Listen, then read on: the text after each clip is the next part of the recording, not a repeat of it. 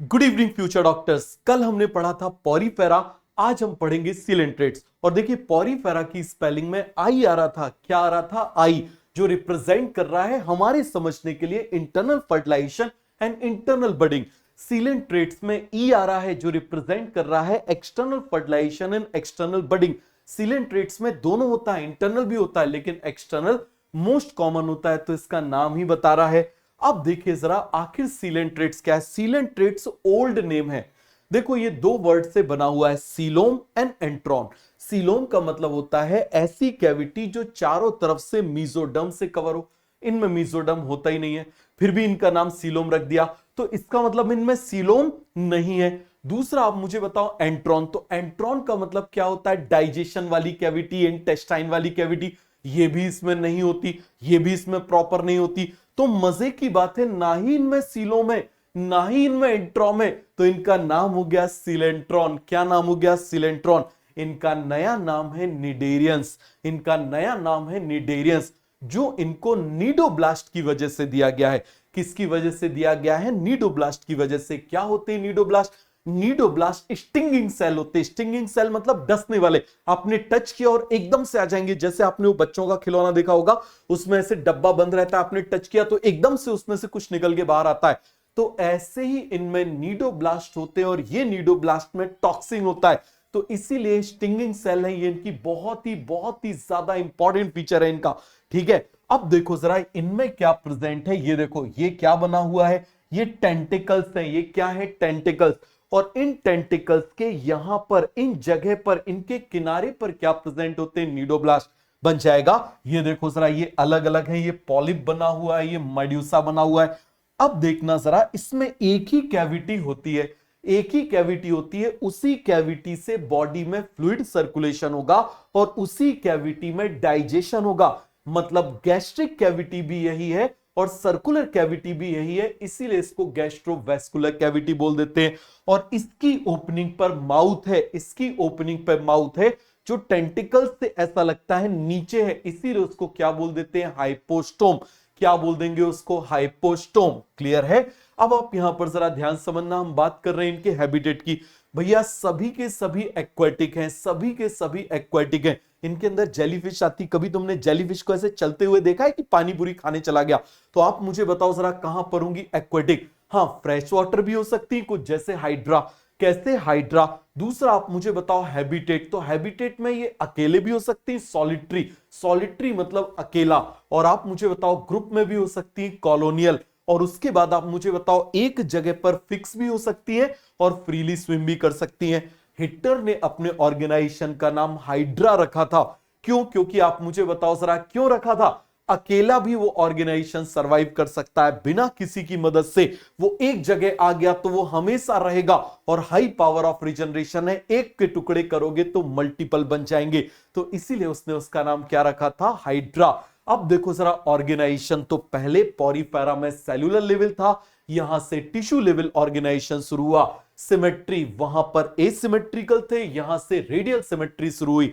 क्या शुरू हुई? रेडियल सिमेट्री शुरू हुई। और रेडियल सिमेट्री का एक बेनिफिट होता है कि ये चारों तरफ से स्टिमुलस को रिसीव कर सकते हैं। चारों तरफ से क्या कर सकते हैं? स्टिमुलस को रिसीव कर सकते हैं, ये इसका एक एडवांटेज है। ठीक है, अब देखो जर्म लेयर, तो मुझे बताना जरा, इनमें दो जर्म लेयर हैं, एक्टोडर्म, एंडोडर्म। मीजोडर्म इनमें नहीं है, और जब मीजोडर्म नहीं है तो उससे उसके अंदर की कोई कैविटी नहीं होगी, तो इसमें ट्रू सीलोम एब्सेंट है। इसमें ट्रू सीलोम क्या है? एब्सेंट। अब देखो जरा एक्टोडर्म और एंडोडर्म। एक्टोडर्म और एंडोडर्म में सेल्स होते हैं, लेकिन आपको एक ही सेल इंपॉर्टेंट है जिसके ऊपर पहले प्रीवियस ईयर में एम्स में क्वेश्चन पूछा गया है। तो एक्टोडर्म में ही नीडोब्लास्ट प्रेजेंट होते हैं, जिनकी वजह से इनका नाम निडेरियंस है। तो याद रखना, नीडोब्लास्ट प्रेजेंट ऑन एक्टोडर्म। बाकी इंटरस्टिशियल नर्व सेल सब जगह प्रेजेंट होते हैं। अब आप मुझे बताओ जरा, यहां पर देखना, ये दो ग्रुप हमने बनाए हुए, ये क्या बना हुआ है? आप मुझे बताओ जरा, हाइड्रा। और आप मुझे बताओ जरा, ये मान लो इसको हम पॉलिप बोल दे रहे हैं और इसको हम क्या बोल दे रहे हैं? मेड्यूसा बोल दे रहे हैं। दोनों में ही टेंटिकल्स प्रेजेंट है और दोनों के टेंटिकल्स में नीडोब्लास्ट प्रेजेंट है। क्या प्रेजेंट है? नीडोब्लास्ट। सभी को क्लियर हो गया? अब मैं बना रहा हूं नीडोब्लास्ट। मैं क्या बना रहा हूं? नीडोब्लास्ट। ये देखो, ये नीडोब्लास्ट बना हुआ है और इस नीडोब्लास्ट में एक कैविटी होती है, स्पेस होता है, और आप मुझे बताओ ये ऐसा स्पेस हो गया, तो क्या मैं इस पूरे को कैप्सूल बोल सकता हूं? आपने कैप्सूल देखा होगा, उसके अंदर कुछ कुछ भरा होता है, तो इसके अंदर क्या भरा होगा? हिप्नोटॉक्सिन। क्या भरा होगा इसके अंदर? हिप्नोटॉक्सिन। सभी को क्लियर हो गया? तो इस कैप्सूल के अंदर क्या भरा होगा? हिप्नोटॉक्सिन। सभी को बन जाएगा। और इसके अंदर जो स्पेस है, जैसे आप मुझे बताओ कैप्सूल के अंदर स्पेस होता है ना, तो स्पेस के लिए हम वर्ड बोलते हैं सिस्ट, तो इसको बोल देंगे नीडोसिस्ट। क्या बोलेंगे इसको? नीडोसिस्ट बन जाएगा।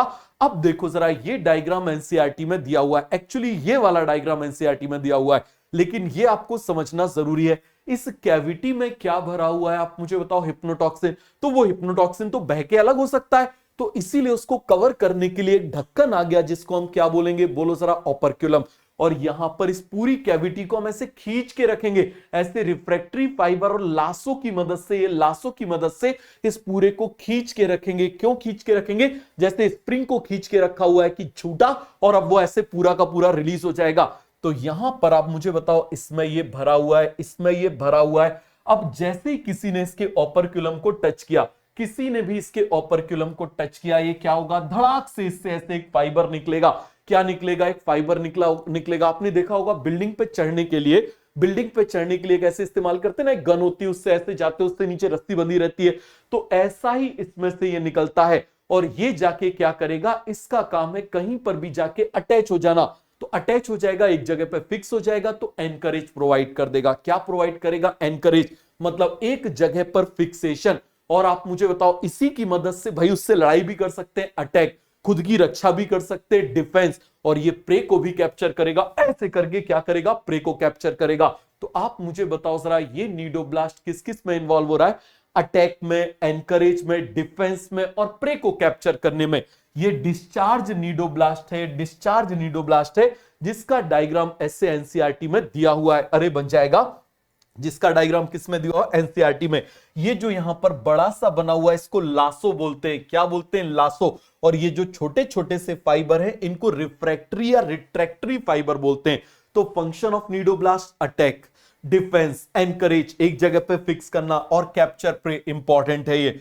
अब आप मुझे बताना जरा, डाइजेशन देखो पॉरीफेरा में कैसा हुआ था? इंट्रासेलुलर डाइजेशन हुआ था अमीबोब्लास्ट के अंदर। क्लियर हो गया? और आप देखो जरा, बाकी सारे ऑर्गेनिज्म के अंदर कैसा होता है? एक्स्ट्रा सेलुलर, चाहे वो प्लेटीहेलमिन्थिस हो, एस्कीहेलमिन्थिस हो, एनिलिडा हो, आर्थ्रोपोडा हो, मोलस्का हो, इकाइनोडर्मेटा हो, हेमिकॉर्डेटा हो, कॉर्डेटा हो, सबके अंदर एक्स्ट्रा सेलुलर होता है। तो ये सीसी वाले, ये दो बच गए, कौन कौन? Coelenterate and Ctenophora. ये बीच के हो गए, तो इनमें दोनों तरह का डाइजेशन होगा। जैसे क्रिकेट में होता है ना, मुझे बताओ जरा, एक प्लेयर पता चले दोनों तरफ से बैटिंग बॉलिंग कर सक रहा है, तो यहां पर सीलेंट्रेट और टीनोफोरा में दोनों तरह का डाइजेशन होता है। इंपॉर्टेंट पॉइंट है। अब आप मुझे बताओ जरा, रेस्पिरेशन डायरेक्ट बॉडी सरफेस से हो जाएगा, क्योंकि कोई रेस्पिरेटरी ऑर्गन नहीं है। सर्कुलेशन वही गैस्ट्रोवेस्कुलर कैविटी से। एक्सक्रीशन, क्योंकि ये एक्वेटिक है और मोस्टली एक्वेटिक ऑर्गेनिज्म में क्या होता है? अमोनिया, तो ये अमोनोटैलिक हो जाएंगे। नर्वस सिस्टम, देखो इनमें ब्रेन नहीं है, और जो इनके न्यूरॉन्स होते हैं ना, उन न्यूरॉन्स में डेंड्राइट्स भी नहीं होते और एक्सॉन भी नहीं होता। आप जानते हो, ये डेंड्राइट्स हैं, ये एक्सॉन है, दोनों नहीं होते। तो इसीलिए इनके जो न्यूरॉन्स होते हैं वो एपोलर कहलाते हैं। ऐसा लगता है कहां से आ रहा है, कहां से जा रहा है, समझ में नहीं आ रहा, इसीलिए इसको डायरेक्शनलेस एपोलर बोल देते हैं। और ये सभी मिलके नर्व नेट बना लेते हैं। क्या बना लेते हैं? ऐसे नर्व नेट बना लेते हैं। अब आप मुझे बताना, रिप्रोडक्शन। तो रिप्रोडक्शन मैंने आपको बताया, ये बीच वाले एक्सटर्नल भी होगा, इंटरनल भी होगा, एसेक्सुअल भी होगा, सेक्सुअल भी होगा। इनका इंपॉर्टेंट पॉइंट है एसेक्सुअल। बोलो जरा, इनका इंपॉर्टेंट पॉइंट क्या है? एक्सटर्नल बड बनता है इनमें, एक्सटर्नल बड बनता है। और रिजनरेशन होता है हाइड्रा में, याद है ना, हाइड्रा में हाई पावर ऑफ रिजनरेशन होता है। सेक्सुअल ये हर्मेफ्रोडाइट है, याद रखना सब हर्मेफ्रोडाइट है। कहां तक? एस्की हेलमिन्थिस तक। सभी को क्लियर हो गया? एस्की हेलमिन्थिस तक सबके सब। एस्की हेलमिन्थिस में अलग अलग हुए सेक्स, उसके पहले सब के सब हर्मेफ्रोडाइट है। यहां पर फर्टिलाइजेशन एक्सटर्नल इंटरनल दोनों, डेवलपमेंट डायरेक्ट इनडायरेक्ट दोनों बन जाएगा। अब आप यहां पर जरा ध्यान से देखना, बॉडी फॉर्म, इसमें दो बॉडी फॉर्म होते हैं, एसेक्सुअल भी होता है, सेक्सुअल भी होता है। एसेक्सुअल फॉर्म को हम पॉलिप बोल देते हैं, सेक्सुअल फॉर्म को हम मेड्यूसा बोल देते हैं। मेड्यूसा एक राक्षसी का नाम है, और राक्षसी है इसका मतलब वो औरत है, तो इसका एग्जाम्पल हो जाएगा ऑरेलिया। तो मुझे बताओ जरा, मेड्यूसा का एग्जाम्पल क्या हो जाएगा? ऑरेलिया। क्या हो जाएगा? ऑरेलिया। और इस पॉलिप का एग्जाम्पल क्या हो जाएगा? Hydra and C anemone.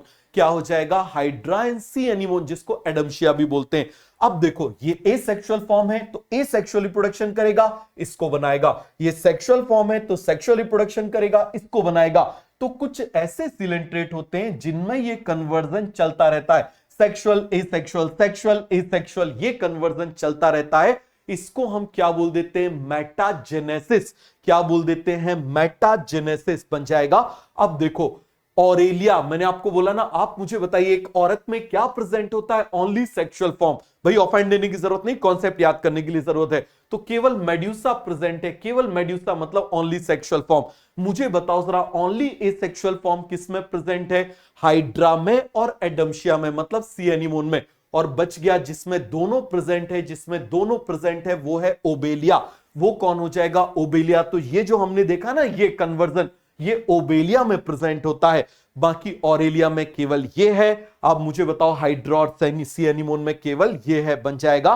तो इनका कन्वर्ट होना, सेक्सुअल और एसेक्सुअल फॉर्म का कन्वर्ट होना ओबेलिया में क्या कहलाता है? Alternation of sexual and asexual form, जिसको मेटाजेनेसिस बोल देते हैं। याद रखना, ये अलग है मेटामॉर्फोसिस से। मेटामॉर्फोसिस का मतलब लार्वा से एडल्ट बनना, उसका फॉर्म बदल जाना, लार्वा से एडल्ट बन जाना, बन जाएगा। अब इसके एग्जांपल मैं आपको पहले भी याद करा चुका हूं। पीएम इन गोवा, पी से Physalia and Pennatula, Physalia and Pennatula. M से मीनड्रियाना, जिसको कोरल्स बोल देते हैं। गॉर्गोनिया, जिसको सी पेन बोल देते हैं। ओबेलिया, आप जानते हो इसमें दोनों फॉर्म प्रेजेंट होते हैं, ए से ऑरेलिया एंड एडम्शिया। ऑरेलिया एंड एडम्शिया, यही ऑरेलिया जेलीफिश है। ये देखो जरा फाइसेलिया, ये देखो फाइसेलिया, ऐसा लग रहा है जैसे पुर्तगीज लोग लड़ाई पे जाते थे ना, हेड पहनते थे, इसीलिए इसको पुर्तगीज मैन ऑफ वॉर बोल देते हैं। पेनाट्यूला, नाम में ही पेन है, ये सी पेन की जैसे, जैसे पुराने टाइम के पेन है ना, वैसा लगता था, इसीलिए इसको पेनाट्यूला बोल देते हैं। गॉर्गोनिया, ये देखो पूरे के पूरे फैन की तरह लग रहा है, वो पंखे होते हैं ना ऐसे, उन फैन की तरह लग रहा है, तो ये क्या हो जाएगा? गॉर्गोनिया। अब आप मुझे बताओ, ये क्या हो गया? Aurelia jellyfish. भैया बड़ी डसैली होती है, बड़ी डसैली होती है। क्लियर है? Thank you.